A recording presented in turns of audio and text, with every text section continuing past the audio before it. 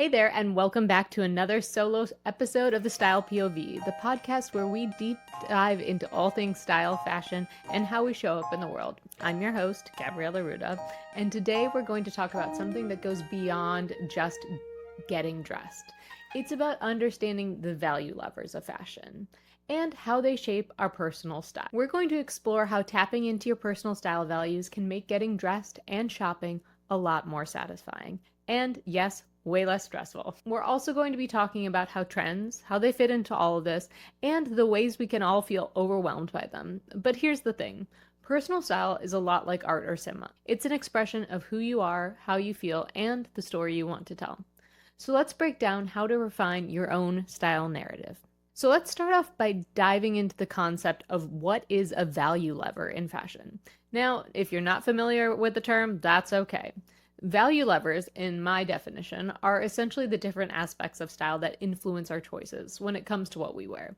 They're like sliders on a control panel, where you adjust each lever depending on what feels most important to you in that individual style moment or in a more long-term fashion. The thing is, we have all these levers. They're just vary in intensity based on our personal preferences, lifestyles, and our own individual values. So when you think about your wardrobe, your shopping habits, and how you feel when you get dressed in the morning, you're likely being influenced by a lot of these levers without even realizing it. Let's break it down a little further. There are some key value levers that I think are common across the board, and that a lot of people will want to fine-tune. The first is comfort. This is a huge one for a lot of people. If you're someone who values comfort, you're going to prioritize maybe softer fabrics, looser fits, athletic cuts, or maybe even just clothes that adapt to your body easily. You probably aren't going to buy something that looks super stylish but feels restrictive because your comfort comes first, right? That makes sense. So another one would be ease of wear. This is about how practical your clothes are for your day-to-day life. Do you need clothes that you can just throw on or feel put together without too much effort or thought? Like, are you a new mom and you're chasing a toddler or managing a newborn? You might have more ease of wear prioritized in your style for that season. Or maybe you like to have a bit more fun and experiment with different pieces. So it's ease of wear versus a more high maintenance style. Those are things to consider. Sustainability can be another one. This has become a huge value lever for many people in recent years, thankfully. If sustainability is important to you, you might gravitate towards ethical brands or slow fashion, investing in pieces that are well made, are longer lasting, and have maybe a minimal environmental impact. Your choices may even reflect a desire to reduce waste or avoid fast fashion that feels too disposable. Another value lever could be social perception and or impression. For some people, how they're perceived by others can play a significant role in their style choices. Does the impression you leave matter to you? Are you dressing to express your personality or are you dressing to impress? It's a balance, and honestly, Rita's Style Keys is a great way to sort some of these values out. Some people value projecting a professional image, while others value individually and don't care as much how others view them. This is about personal preferences, your own style values, and how you move them on your control panel. Another one might be price point. This is interesting because it can tie into several of the other levers as well. For some, affordability might be a major factor in their purchasing decisions. They may be looking for the best value for the price, or perhaps they're trying to stay within a budget but still want to look stylish and put together. Now, there are many other levers you might consider besides social perception and impression, price point. We also have creativity and self-expression, functionality or practicality, timelessness, cultural or personal significance, modesty, trend sensitivity, like quality over quantity, minimalism, nostalgia, luxury. But here's the catch. These value levers are not isolated. They intersect with one another, whatever is on your style control panel. And often we try to juggle them all at once, especially when we get on a new style journey, right? And when we try to push every single value lever to its max, comfort, style, sustainability, social perception, price point, personal expression, we end up with a wardrobe that feels a little chaotic and we don't understand why nothing is working. I'm sure you've experienced this at some point. Buying something just because it was trendy or because it was on sale, but when you wear it, it just doesn't feel quite right. Maybe it was comfortable, but it wasn't your style. Or maybe it was beautiful, but it was totally impractical for your lifestyle. I've been guilty of that one many a time. So I hope this sounds familiar to you too. Now, this isn't to say that all these levers are bad. They're just influential in how you get dressed. The real trick is knowing which ones really matter to you. The challenge is balancing them so that your style feels intentional, authentic, and comfortable. When we focus on the levers that truly align with who we are and we start with those levers first, we create a wardrobe that is satisfying rather than overwhelming and that we have a personal connection to. Let's take a moment to think about that. What are your value levers when it comes to style? Do you lean towards comfort? Maybe you prioritize sustainability and eco-friendly fabrics. Maybe it's the way that your clothes make you feel. You have to have creativity in your expression. And here's the thing. These are just some of the most common value levers, but they're not the only ones. Everyone has different levers and they all intersect in a unique way. Your clothes are your canvas ultimately, and you need to figure out, what are your 2 to 3 main value levers that your clothes need to embody. You might have a deeper connection to heritage and tradition with pieces that hold sentimental value or reflect your culture. And for others, minimalism might be at the top of their list, investing in a fewer, higher quality pieces that last. There's also an element of social justice and activism because clothing is a language. It communicates your thoughts and your values. So if that's your cause, then maybe you're drawn to brands that prioritize inclusivity, fairness, and a more ethical approach to fashion. But if price point is something you consider, especially if you're building a wardrobe that doesn't break the bank but still feels intentional, you need to figure out which levers need to be bumped up and which ones can be put to the side or muted for now. The point is, there is no one-size-fits-all approach to personal style, and the levers that influence your decisions can vary greatly depending on what's important to you. That's the whole point of this episode.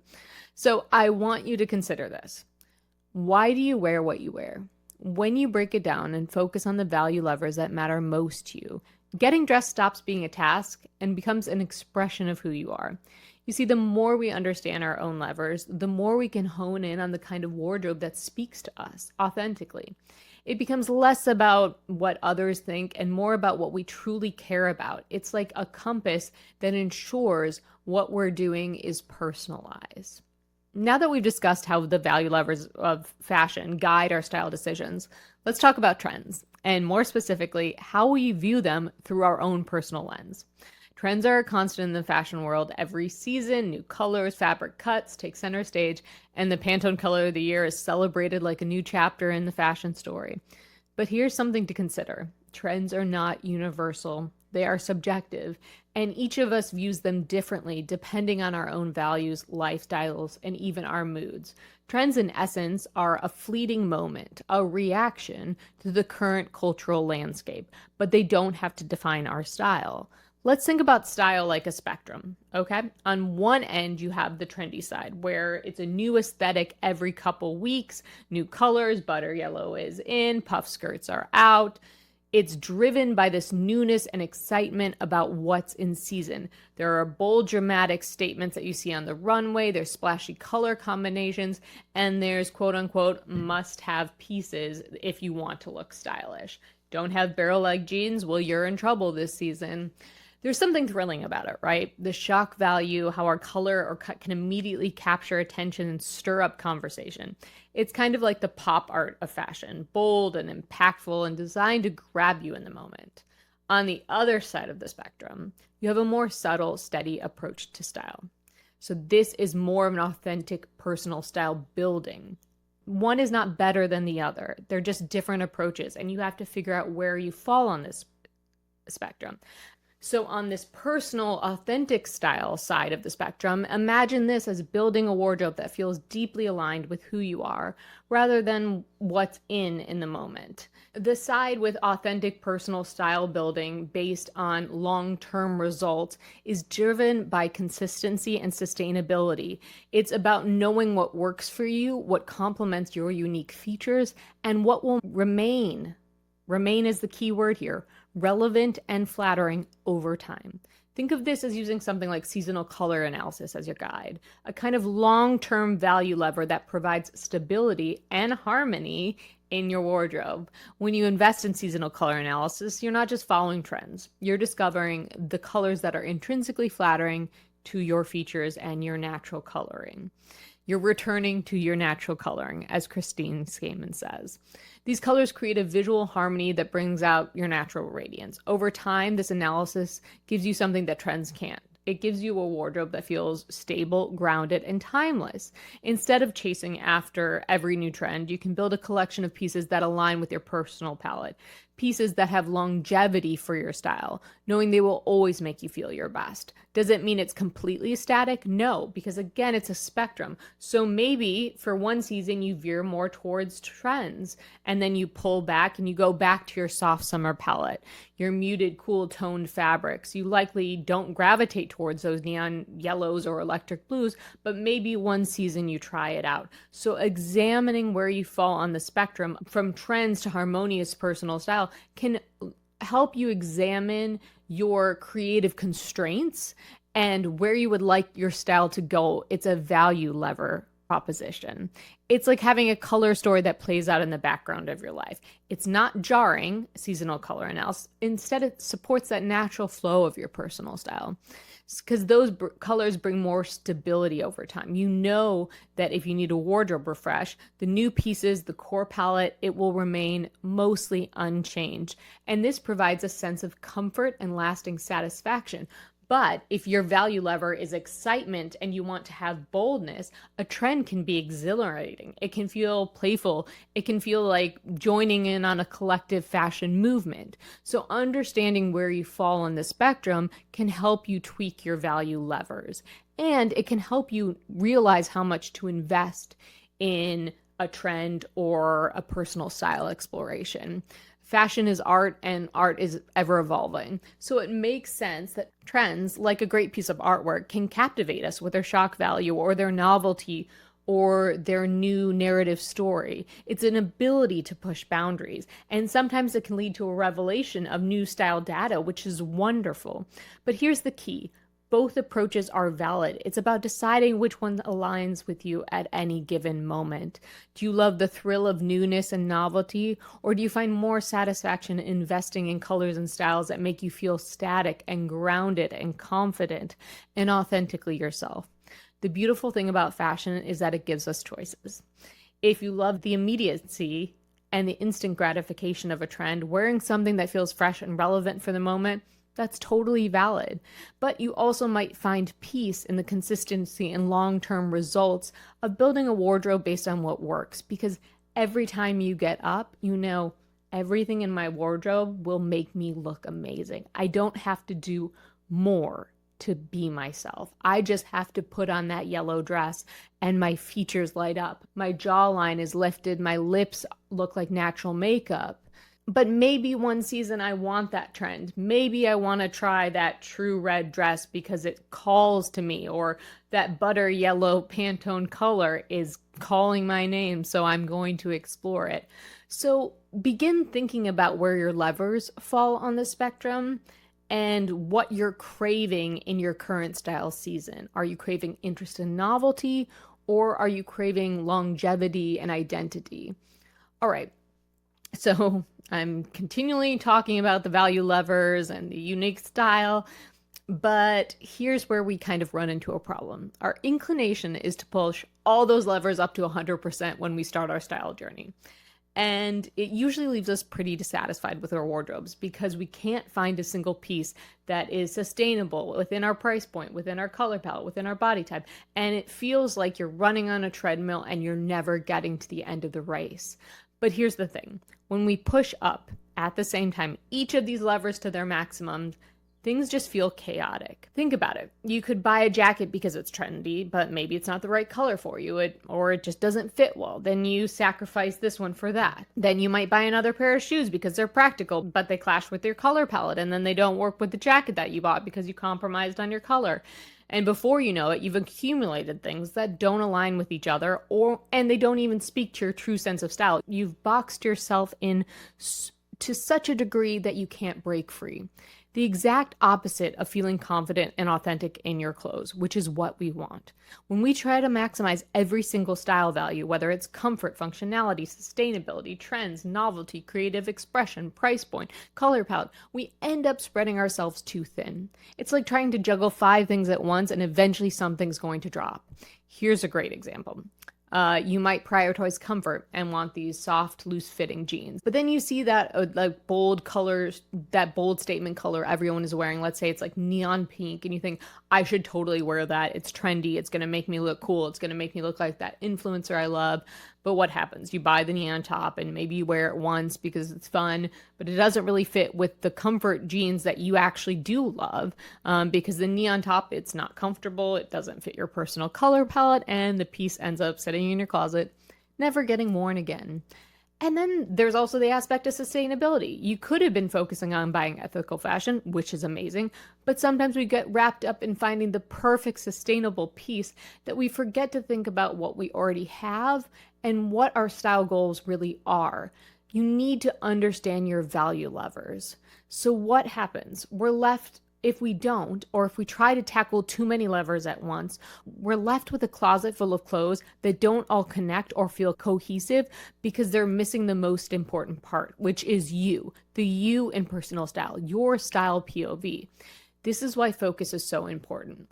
If you try to wear every color in the rainbow, tackle every style aesthetic that exists, it ends up feeling untenable. You need to hone in on the values that truly matter to you, and from there, your style will become a reflection of your priorities and ultimately you. Think about it like this. You wouldn't try to focus on everything in your life at all at once, right? You wouldn't try to tackle getting a new job, wardrobe refresh, rebuilding a house, getting a new degree, getting a new job, having a child, getting married all in 1 year, right? Like you'd get burnt out. The same goes for your style. If you focus on 1 or 2 core levers, let's say it's comfort and sustainability, you can begin by building a wardrobe that feels intentional and meaningful. And that's where you get long-term satisfaction out of your style, when it feels all connected. When you focus on the things that really align with your values, your wardrobe starts to feel more authentic and honestly less forced. You're not chasing after the next trend or being influenced by a Facebook group that says you can't wear true red. Instead, you're building a foundation, a wardrobe that's rooted in what feels right for you. Take, for instance, a seasonal color analysis that we've discussed. By focusing on flattering color palettes, those colors that truly resonate with your natural features, you're not just following what's trendy. You have a compass, you have a guide, you're prioritizing harmony in your style. You're building a wardrobe that always works for you, that you won't turn over year after year when neutrals are out and neons are in. You know that these colors are going to make you feel good, and it's the kind of foundation that will last and make your daily dressing feel effortless and satisfying. Okay, let's take a step back for a moment. So why do we push our levers to 100%? Sometimes it's the pressure to keep up with trends or make us feel better, or if we don't grab something when it's in, we're missing out, or it will be aging us or making us unfashionable. But the truth is, pushing all those levers doesn't create satisfaction. It often creates anxiety, the stress of trying to juggle it all and just never quite getting it right. You need to take it one lever at a time. And it's allowing you to enjoy fashion as a tool for self-expression, confidence, and satisfaction. So let's take a minute and reflect. What are the values that matter to you most? Jot them down and look at your wardrobe. How much of your wardrobe is actually contributing to your top 2 or 3 levers? This is a great way to examine what's working and what's not. This self-reflection will help you so much when you're shopping, and you can say, no, this doesn't hit this lever to a degree that makes me satisfied with it taking up important space in your closet. So where do you feel most aligned in your style? Are you juggling too many levers at once, or are you starting to focus on what really matters to you? Take a second and examine that. Even go in your closet and look around. Okay, I want to move on to what I believe is the heart of building a wardrobe that truly satisfies. It's not about rigidly following one system or trend. It's about taking the structure that works for you and adapting it to your own personal values. That's the secret of long-term happiness when it comes to style. So let's take Kibbe's system, for example. Now, if you're familiar with this system, you know that it's about understanding your image identity and following your style lines and then taking that information and applying it in an authentic manner. So whether you're a soft dramatic or flamboyant natural or any other type, it's about personal expression. But here's the catch. Kibbe's system isn't about a one-size-fits-all approach like a lot of people think it is. In fact, I believe that his system should be used as a guideline and not a strict rule book, and I think he would agree. It's meant to help you find the shapes and silhouettes that complement your beautiful, unique body. But this is the key. It's not about disregarding your personal values in the process. Kibbe encourages you to embrace your unique essence and personalize the system to align with your own style and preferences. That's why he says the image examples that he gives in the book are not meant to be copy and paste for you. So if you're a soft dramatic in his system and you are supposed to wear bold, structured lines, but if you value modesty, you might feel at odds with this image identity. But that's not taking it to your value levers. Take your soft dramatic ID and adjust it for more coverage, like opting for higher necklines, longer sleeves, dresses that fall more gracefully. You're keeping the essence of what he's teaching you to do with style lines, but you're also respecting your need for modesty. This is how I believe Kibbe's system should be used, but it's not a rigid formula, but it's a starting point. It's an education. It's about customizing it to your unique sense of self and incorporating those values that make you you. So if modesty is your core value, you can still absolutely wear the soft dramatic styles, but maybe you're adjusting fit or coverage or length to reflect what you value in your style POV. Because when you personalize it, whether through Kibbe or seasonal color analysis or any other system, you're making your wardrobe reflect you. You're taking up that space. You're not just listening to the rules and conforming. We don't want to conform. We want to carve out our own space, whatever that space is. It's about feeling comfortable, authentic, and empowered in what you wear. Not just about following a template or, giving us a to wear and not to wear list. Let's talk about another example maybe. If comfort is a priority for you, which it is for a lot of people, then perhaps you'll focus more on looser, relaxed silhouettes that still align. The goal isn't to sacrifice style. It's about choosing what resonates with your body and your lifestyle and your personal values while honoring what you want to communicate out into the world. When we combine these elements and you create your style toolbox, whether it's Kibbe or Kitchener, color analysis, Zyla, whatever it is, layering it with your own values is when we stop looking at style as something external to be followed and instead make it a true expression of ourselves.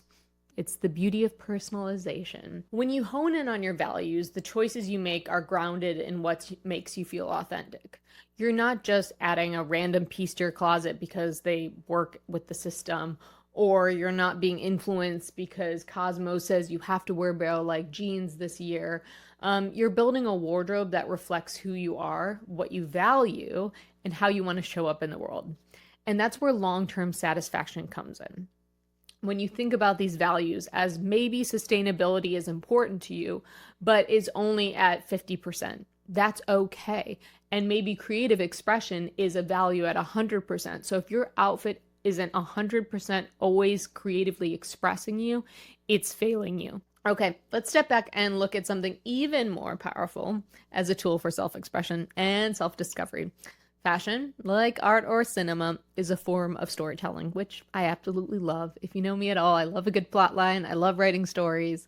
I love cinema. I love art. It's about you, your identity, your essence, and the way you want to be seen. When I first began learning about my own essence blend and color palette, I truly began to see myself in new lights. For years, I had tried to fit myself into the wrong boxes, whether it was following trends or misdiagnosing my color season as a summer. I thought I had to fit into like a more polished or sophisticated role instead of going gamine, but it wasn't me. It felt like I was wearing a costume a lot of times. And honestly, it dampened my spirit a little bit. It felt like I was like throwing darts and they weren't even hitting the board.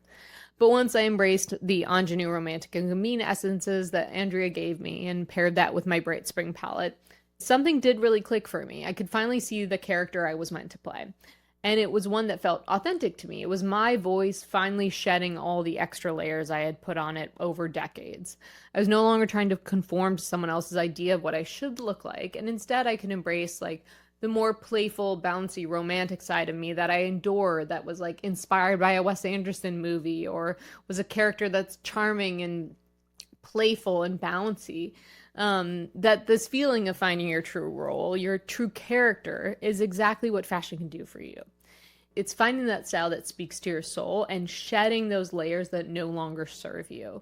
It's about embracing your essence potentially, finding style lines, adjusting your value levers, and choosing pieces that really like express who you are.